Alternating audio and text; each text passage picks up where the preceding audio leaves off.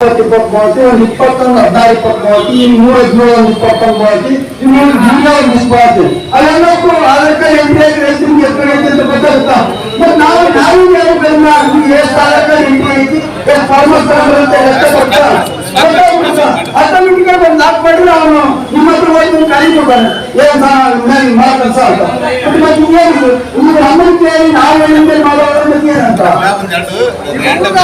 ಸರ್ವೇದಲ್ಲಿ ಅಡ್ಬಸ್ತು ಗೋಡಿ ಜಮೀನ್ ಸ್ಕೆಚ್ ಇವ್ ಮಾಡಕ್ಕೆ ಬಹಳ ವಿಳಂಬ ಆಗತ್ತೆ. ನಿಮ್ಮ ಸರ್ವೇದವ್ರಿಗೆ ಏನ್ ಸಮಸ್ಯೆ, ಯಾಕೆ ನೀವು ಜಿನೇನಿದ್ದೀರಿ ಕೆಲಸ ಮಾಡಿಸ್ತೀರಿ ಆಗ ಅವ್ರು ನಿಮ್ಮ ಸರ್ವೇಲಿ ಸ್ಕೆಚ್ ಮಾಡ್ಕೊಳ್ಳೋರು ಪೋಲಿ ಮಾಡ್ಕೊಳ್ಳೋರು ಯಾಕೆ ಈ ತರ ಗಂಧ ಮಾಡ್ತಿದ್ರೆ ಈಗ ರೈತ ಬಾಳ ಮುಂಚೆ ಇವ್ರಿಗೆ ಸುಮಾರು 1 ವರ್ಷ ಆಗ್ತದೆ ಗೊತ್ತು ಇನ್ನು ಇವತ್ತು ಹಿಂಗೆ ಆಗಿಲ್ಲ. ಆಮೇಲೆ ಈ ರೈತರಿಗೆ ನಾವು ಪರ್ಮಿಷನ್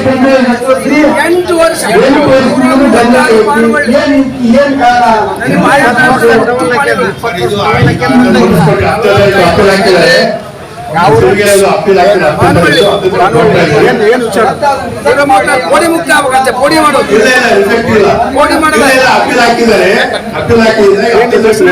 ಬಿ ಪರಮೇಶ್ವರಪ್ಪ ಬಾನುವಳ್ಳಿ 136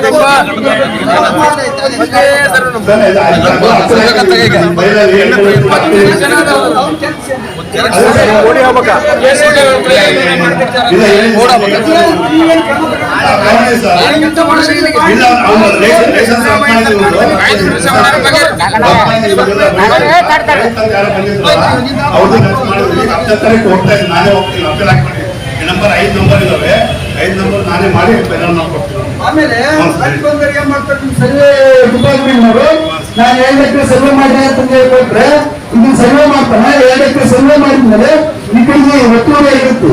ಈ ಒತ್ತುವರಿ ಆಗಿರೋದ್ರಲ್ಲ ಇಲ್ಲಿ ಕಲ್ಲು ಹಾಕ್ಬೇಕಾದ್ರೆ ನಾನು ಕೊಟ್ಟಿರಲ್ಲ ನಾವು ಮತ್ತೆ ಪೂರ್ತಿ ಬಾಂಡ್ ಆಯ್ತು ಮಾಡಿಸ್ಬೇಕ ಅದನ್ನ ಯಾರು ಅಲ್ಲ ಸರ್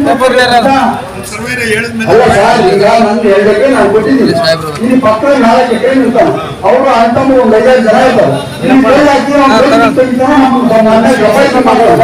ಯಾರು ಸರಿ ಮಾಡ್ಬೇಕು ಅವ್ನು ಪೂರ್ತಿ ಆ ಸರ್ವೆ ನಂಬರ್ ಬಾಂಡ್ ಆಯ್ತು ಮಾಡಿ ಅದು ಸರಿ ಮಾಡ್ತಿರ್ಬೇಕು. ಮತ್ತೆ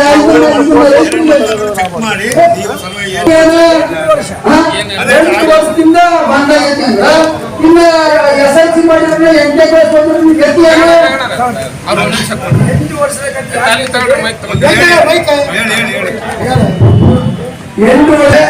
ನಾನು ಅಪ್ಪಿಗೆ ಪೋಲಿ ಮುಕ್ತದಲ್ಲಿ ಸಿದ್ದರಾಮಯ್ಯ ಸರ್ಕಾರ ಕಾಲ ತಕ್ಷಣ ಕೊಟ್ಟಂತದ್ದು ಪೋಲಿ ಮುಕ್ತ ಫಸ್ಟ್ ಅಪ್ಲಿಕೇಶನ್. ಸೆಕೆಂಡ್ ಒಂದು ನಮ್ಮ ಸ್ಕೆಚ್ ಮಾಡ್ಕೊಡಿ ಅಂತ ಮತ್ತೊಂದು ಅಪ್ಲಿಕೇಶನ್. ತದನಂತರದಲ್ಲಿ ಮೊನ್ನೆ ದಿವಸ ಮತ್ತೊಂದು ಸ್ಕೆಚ್ಗೆ ಕಳಿಸಿದೆ. ಆಗ 1 ಎಕರೆ ಹೆಚ್ಚಿದೆ ಅಂತ ಶ್ರೀನಿವಾಸ ನನ್ನನ್ನು ಪೋಸ್ಟ್ಪೋನ್ ಮಾಡಿದ್ರು. ಆರೋಗ್ಯ ಕಳಿಸ್ಕೊಟ್ರು. ಅಲ್ಲಿಂದ ಆರೋಗ್ಯ ಬರೋದು ಆರೋಗ್ಯದಿಂದ ಆರೋಗ್ಯ ಬರೋದು ಆರೋಗ್ಯದಿಂದ ಮತ್ತೆ ಆರೋಗ್ಯ ಬರೋದು ದಯಾನಂದ ಸಾಹೇಬ್ ಒಂದು ಹೋಗಿ ಮತ್ತೊಂದು ಬಂದು ಆಗ ನಾನು ಬಂದು ಕೇಳ್ತೇವೆ ಎಲ್ಲಿದೆ ಅಂತ ಹೇಳುವ ಬಂದು ಬಗೆಹರಿಸಲು ಅಂತ ಕೇಳಿದೆ. ಆಗ ಅವ್ನು ಅಷ್ಟೇಂಟ್ ಅವ್ನು ಅವ್ನು ಹೊಲ ಹೊಡೆಯೋನು ಅವ್ನು ಬೆಳೆ ಅಷ್ಟ. ಇದು ಡಿಪಾರ್ಟ್ಮೆಂಟ್ ದಾಖಲಾತಿ ಇಟ್ಕೊಡ್ತೀನಿ ರೈತರಿಗೆ ಕೊಡ್ತಕ್ಕಂಥದ್ದು ಯಾರ ಕೆಲಸ? ಅವನು ನಾವೆಲ್ಲಿ ಅದನ್ನೇನು ಪಾಣಿ ಹುಡ್ಕನ ಸ್ಕೆಚ್ ಹುಡ್ಕನ ಪೋಡಿ ನಮಗೆ ಗೊತ್ತಾಗತ್ತ. ಇದು ಆಯ್ತು ಸರ್ ಬಂದಿದ್ರು ಕೇಳಿ ನಾನು ಬಂದ್ಮೇಲೆ ಅವ್ರಿಗೆ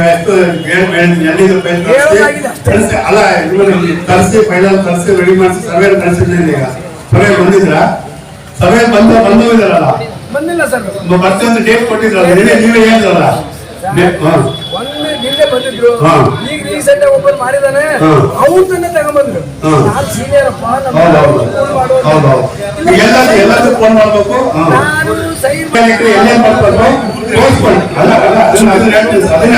ಅವ್ರಿಗೆ ಸರ್ ಬೇರೆ ಫೋನ್ ಮಾಡ್ತೀನಿ ಮಾಡಬಲ್ಲ ಅಂತ ಹೇಳ್ತೀವಿ ಸರ್ ಅದಕ್ಕೆ ಹೇಳ್ತೀರ. ಅದಕ್ಕೆ ನಿಮ್ದು ಏನು ಇಲ್ಲಿ ಎಲ್ಲಾ ಪಾಣಿ ಸರಿ ಇದೆ. ಈಗ ನಿಮ್ಮ ಕೋಡಿ ಪ್ರಕಾರ ಎಲ್ಲ ಸರ್ವೆ ಕೇಳ್ತೀವಿ ಎಲ್ಲ ಅನುಭವದಂತೆ ಫೋನ್ ಮಾಡ್ತೀವಿ ರೆಕಾರ್ಡ್ ಮಾಡಿಸ್ಕೊಡಿ ನಾವು ಸೈನ್ ಮಾಡ್ತೀವಿ ನಾನು ಬಾಯಿ ಮಾಡಿಸ್ಕೊಡ್ತೀನಿ. ಮುಂಚೆ ಬಂದು ಮುಂದೋಗಿ ನಾನು ಹಿಂಗ್ ಸಾಕ್ಷಿ ಇರ್ತಿರಲ್ಲ ಮೇಡಮ್ ನೀವು ಸೈನ್ ಮಾಡಿ ಸರ್ ಸೈನ್ ಮಾಡಿ ಸರ್ ಹಂಗಾಗಿ ಇದು ಸರ್ ಮಾಡಿಕೊಳ್ಳಿ ಸರ್ ಅಂತೇಳಿ. ಯಾಕಂದ್ರೆ ನಾನು ಅಷ್ಟು ಇದು ಮುಂಚೆ ಒಬ್ಬರು ರೈತರು ಯಾವ್ದು ಕಂಪ್ಲೇಂಟ್ ನಮ್ಮ ಮನೆಗೆ ಇವ್ರು ಬಂದಪ್ಪ ವರ್ಕ್ ಮಾಡ್ತದ ಕೆಲಸ ಮಾಡ್ತದ ನಾನು ಒಪ್ಕೊಂತೇನೆ. ಅವ್ರು ಇಚ್ಛೆನ ಸರ್ ಸೈನ್ ಆಗ್ಬೇಕಂದ್ರೆ ಪಾಪ ಸಮಾನ ಬಂದು ಮಾಡ್ಕೊಟ್ಟು ವಾಪಸ್ ಮಾಡ್ಕೊಟ್ಟಿದ್ದಾರೆ. ನಾನು ಒಪ್ಪೆ ಮಾಡಿದ್ದೆ ಮೇಲ್ಗಡೆ ಆರೋಪ ಇದರಲ್ಲಿ ರೆಕಾರ್ಡ್ ರೂಮ್ ನಲ್ಲಿ ಪಾಣಿ ಮಾಡ್ಸಕ್ ರೈತರಿಗೆ ದುಡ್ಡು ಸಲ್ಲುತ್ತಾರೆ ಜೆರಾಕ್ಸ್ ಮಾಡಕ್ಕೆ ಜೆರಾಕ್ಸ್ ಮಿಷಿನಲ್ಲಿ ತಾಲೂಕು ಆಡಳಿತದಲ್ಲಿ ನಾನು 5,000 ಕೊಡ್ತೇನೆ ವರ್ಷದಲ್ಲಿ ಬೇಕಾದ್ರೆ ಊರು ದುಡ್ಡು ಹಾಕ್ಬೇಕಾರೆ ನಾನು 5,000 ಕೊಡ್ತೇನೆ ಈಗ ತಹಸೀಲ್ದಾರ್ ನೋಡಿಲ್ಲ ನಾನು ಇವತ್ತು ಮಾತಾಡ್ತಿಲ್ಲ ಅವ್ರಂತ ಮಾತಾಡ್ತಿಲ್ಲ ಸಂಬಂಧದ ಆಕ್ರೋಶ ಒಬ್ಬರಿಗಾಗ ಇದು ಸಮಸ್ಯೆಗಳು ಆಕ್ರೋಶ ಇದೆ ಹೌದಾ ನಾವು ರೆಕಾರ್ಡ್ ಸಂಬಂಧ ಅಂದ್ರೆ ಹೆಂಗ ವಿಲೇಜ್ ಅಕೌಂಟ್ ನೀವು ದುಡ್ಡು ಹೋಗಿದ್ರೆ ಮಾತ್ರ ಆಗತ್ತೆ ಒಂದು ಪದ್ಧತಿ ಆಗ್ಬೇಕು ಒಂದೂವರೆ ಮಟನ ರೈತನ ಕೆಲಸ ಮಾಡ್ಕೊಂಬಂದು ಎರಡು ಊಟ ಆದ್ಮೇಲೆ ಸರ್ವೇಕರು ಮತ್ತು ವಿಲೇಜ್ ಅಕೌಂಟ್ ಆಫೀಸಿಗೆ ಬರ್ಬೇಕು ಏನು ಸಮಸ್ಯೆಗಳು 5:30-6 ಗಂಟೆಗೆ ಮುಗಿಸಿ ನಾವು ಹೋಗ್ಬೇಕು ಆ ಪದ್ಧತಿ ಬರೋಣ ಈ ಸಮಸ್ಯೆಗಳು ಎಲ್ಲೂ ಬಗೆಹರಿಯಲ್ಲ ರೈತರ ಮನೆ ಈಗ ಆದೇಶ ಏನಾಗಿದೆ ವಿಲೇಜ್ ಅಕೌಂಟ್ ಹಳ್ಳಿಗೆ ಹೋಗ್ಬೇಕಂತ ಐತಿ ಸರ್ವೇದಾರ ನೀವು ಖಾಸಗಿ ಬರಪ್ಪ ಅಂದ್ರೆ ರಾತ್ರಿ ಬಂದು ಅವರೇ ಬರ್ತಾನೆ ಬೆಳಗ್ಗೆ 7 ಗಂಟೆಗೆ ಬರ್ತಾನೆ ರೈತರ ಅಂತ ಖಾಸಗಿ ಹಚ್ಚಿ ಕೊಡ್ಲಿ ಅವರೇ ಫೋನ್ ಹಚ್ತಾರ ಬಂದ್ ಮಾಡ್ತಾರೆ ನಿಮ್ಮ ಅಂತ ಗೌರ್ಮೆಂಟ್ ಸರ್ವೆ ಕೊಟ್ಟರೆ ಬರೋದಿಲ್ಲ ರೈತರು ಅದಕ್ಕೆ ನಾವು ಸರ್ವೆ ಡಿಪಾರ್ಟ್ಮೆಂಟ್ ಎಲ್ಲರೂ ಅಪರಾಧ ನಿಮ್ಗೆ ಓಡಿಸ್ಬೇಕಂತಲ್ಲ ನಾವೇನ್ ಹೇಳ್ತೇವೆ ಅಂತಂದ್ರ ನೀವು ಸರ್ವೆ ಡಿಪಾರ್ಟ್ಮೆಂಟ್ ಈ ಪೌಷ್ಟಿಕ ಪಾನಿಗಳು ಒಟ್ಟುಗೂಡಿಸ್ಯಾರ ಅದು ಸರ್ಕಾರ ಆದೇಶ ಐತಿ ಹೌದ್ರೆ ನಿಮ್ಮಲ್ಲಿ ಎಷ್ಟು ಪಾನಿಗಳು ಒಟ್ಟುಗೂಡಿಸ್ಯಾರ ನಿಮ್ಮ ಹರಿಯಾಣ ತಾಲೂಕಿನೊಳಗೆ ಎಷ್ಟು ಪಾನಿಗಳು ಒಟ್ಟುಗೂಡಿಸ್ಯಾರ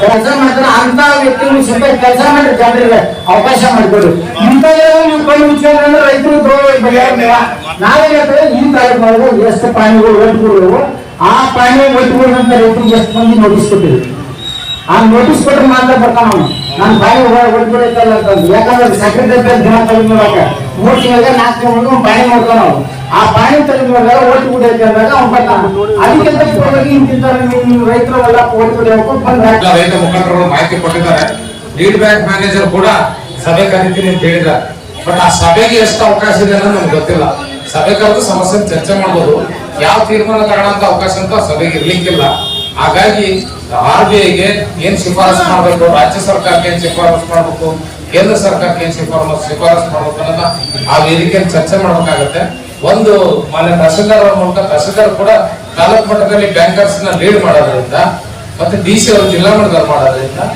ಈ ಎಲ್ಲಾ ಪರಿಸ್ಥಿತಿಗಳು ಇರೋದ್ರಿಂದ ನೀವು ನೋಟಿಸ್ ಕೊಡಬೇಡಿ ಅಂತ ಒಂದು ಓರಲ್ ಇನ್ಸ್ಟ್ರಕ್ಷನ್ ಕೊಡಿದ್ದಾರೆ ಯಾಕಂದ್ರೆ ಈಗ ಬೆಳೆ ನಷ್ಟ ಆಗಿದೆ ಮುಂಗಾರು ಕೂಡ ಈಗ ಶುರುವಾಗಿದೆ ಈಗ ಮುಂಗಾರಿಗೆಲ್ಲ ತಯಾರಿ ನಡೆಸ್ಬೇಕಿದೆ ಮತ್ತು ತಮ್ಮೆಲ್ಲ ರೈತ ಬಂಧುಗಳು ಇವತ್ತೆಲ್ಲ ನೀವು ಸೇರ್ಕೊಂಡು ಅನೇಕ ಸಮಸ್ಯೆಗಳು ಚರ್ಚೆ ಮಾಡಿದಿರಿ ಒಂದೇನಂದ್ರೆ ನೀವು ಚರ್ಚೆ ಮಾಡಾಕ ಮನೋಭಾವ ಇವತ್ತಿಗೆ ಅಷ್ಟು ಸೀಮಿತ ಆಗಬಾರ್ದು ಇವತ್ತು ಬಹಳ ದೊಡ್ಡ ಗುಂಪಾಗಿ ಬಂದು ಅಧಿಕಾರಿಗಳ ಮೇಲೆ ಎರಡೋದು ಮತ್ತೆ ನಾವು ಒಬ್ಬೊಬ್ರು ಇದ್ದಾಗ ಸರೆಂಡರ್ ಆಗೋದು ಈ ಎರಡು ಸ್ವಭಾವನು ಅಲ್ಲ ಒಬ್ಬರಿದ್ದಾಗ ಸರೆಂಡರ್ ಆಗೋದು ಗುಂಪಿದ್ದಾಗ ಅವ್ರ ಮೇಲೆ ನಾವು ಕೂಗಾಡೋದು ಈ ಸ್ವಭಾವ ನಾವು ಬಿಡಬೇಕು ಮತ್ತೆ ನೀವು ಹೇಳಿ ಎಲ್ಲ ಕೋಳಿ ಮುಕ್ತ ಗ್ರಾಮದ ಬಗ್ಗೆ ಮನವಿ ಮಾಡಿದ್ರಿ ನನ್ನ ಅನುಭವ ಕೇಳ್ರಿ ನಮ್ಮೂರು ಕೋಳಿ ಮುಕ್ತ ಗ್ರಾಮ ಆಗಿದ ಮೇಲೆ ನಮ್ಮೂರಲ್ಲಿ ಸಮಸ್ಯೆ ಶುರುವಾಗಿರೋದು ಮೊದ್ಲು ಇರ್ಲಿಲ್ಲ ಜನಗಿರಿನಲ್ಲೇ ಕೂತು ಕೋಳಿ ಮಾಡಿಬಿಟ್ಟಿದ್ರು ಈಗನೇ ಹೇಳಿಲ್ಲ ಹೊಸ ಪದ್ಧತಿ ಹೇಳಿಲ್ಲ ಎಲ್ಲ ಗ್ರಾಮಗಳಿಗೂ ಬಂದು ನಾವು ನೋಡ್ತೀವಿ ಅಂತ ಆ ರೀತಿಯಾಗಿ ಮಾಡಿದ್ರೆ ಒಳ್ಳೇದು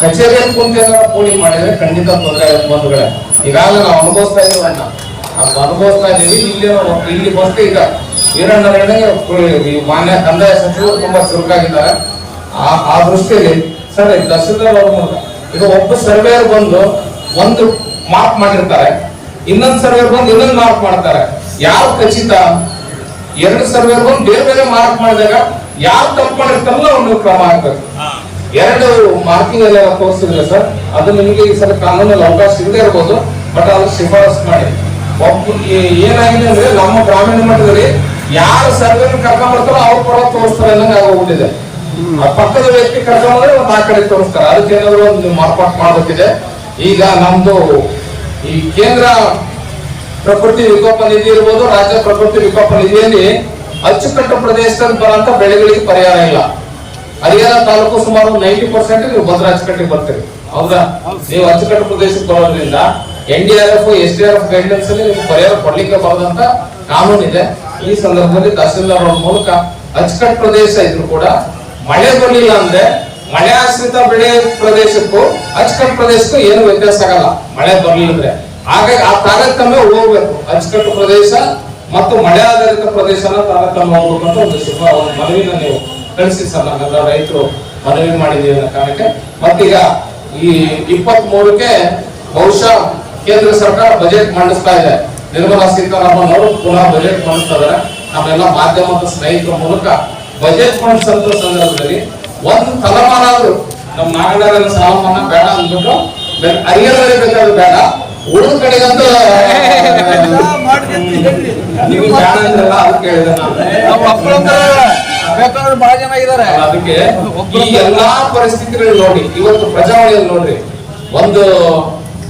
ಒಂದು ತಿಂಗಳಿಗೆ ಒಂದು ವರ್ಷಕ್ಕೆ 1500 ಜನ ರೈತರ ಆತ್ಮಹತ್ಯೆ ಮಾಡ್ಕೊಂಡಿದ್ದಾರೆ. ಇವತ್ತು ಫ್ರಂಟ್ ಪೇಜ್ ಅಂತ ರಿಪೋರ್ಟ್ ಇದೆ. ನಾವು ಅದ್ರ ಮೇಲೆ ಚರ್ಚೆ ಮಾಡ್ಲಿಕ್ಕೆ ನಾವು ನೆಕ್ಸ್ಟ್ ಒಂದು ಸಭೆ ಕರೀತಾ ಇದ್ದೀವಿ ದಾವಣಗೆರೆಯಲ್ಲಿ. ರಾಜ್ಯ ಮಟ್ಟದ ವಿವಿಧ ನಾಯಕರುಗಳು, CSCP ಕೃಷಿ ಬೆಲೆ ಆಯೋಗದ ಪ್ರತಿನಿಧಿಸಿದವರು, ಬ್ಯಾಂಕರ್ಸ್ ಎಲ್ಲರದ್ದು ಸಭೆ ಕರೆದು ಒಂದು ಒತ್ತಾಯ ಮಾಡಬೇಕು. ಈ ಸಂದರ್ಭದಲ್ಲಿ ನಾವು ಏನಾದ್ರೂ ಎಚ್ಚರಿಕೊಂಡಿದ್ರೆ ನಮಗೆ ಸಿಗದ ತಹಸೀಲ್ದಾರ್, ಸರ್ಕಲ್ ಇನ್ಸ್ಪೆಕ್ಟರ್, ADNR ಮತ್ತೆ EO ಇವರೆಲ್ಲ ಏನಿದ್ರು ಸರ್ಕಾರ ಏನ್ ಸೂಚನೆ ಕೊಡ್ತಾ ಕೆಲಸ ಮಾಡೋದು ಅಷ್ಟೇ. ನಮಗೆ ಸಿಗರು ಇವ್ರನ್ನ ನಾವು ಜೋರ್ ಮಾಡ್ಬಿಡ್ತೀವಿ. ಆಕ್ಚುಲಿ ನಮ್ಮದ ಕೈಗಳಿಂದ ಜೋರ್ ಮಾಡ್ತೀವಿ. ಸ್ವಲ್ಪ ಸ್ವಭಾವ ನಾವು ಬಿಡ್ಬೇಕು. ದಯವಿಟ್ಟು ನೀವು ತಪ್ಪು ತಿಳ್ಕೊಬೇಡಿ. ನಮ್ಮಲ್ಲಿ ಬದಲಾವಣೆ ಆಗದೆ ಹೊರತು ನಮಗೆ ನ್ಯಾಯ ಸಿಗಲ್ಲ. ನಮ್ಮಲ್ಲಿ ರೈತರಲ್ಲಿ ನಮ್ಮಲ್ಲಿ ಯಾವ ವೇದಿಕೆಯಲ್ಲಿ ಯಾವ ವಿಷಯ ಚರ್ಚೆ ಮಾಡ್ಬೇಕು, ಹೇಗ್ ಚರ್ಚೆ ಮಾಡ್ಬೇಕು ಅನ್ನೋದು ನಾವು ಕಲಿಬೇಕು. ಆ ದೃಷ್ಟಿಯಿಂದ ಈ ಸದ್ಯದಲ್ಲಿ ದಾವಣಗೆರೆಯಲ್ಲಿ ಒಂದು ರಾಜ್ಯ ಮಟ್ಟದ ಸಭೆ ಮಾಡ್ತೀವಿ.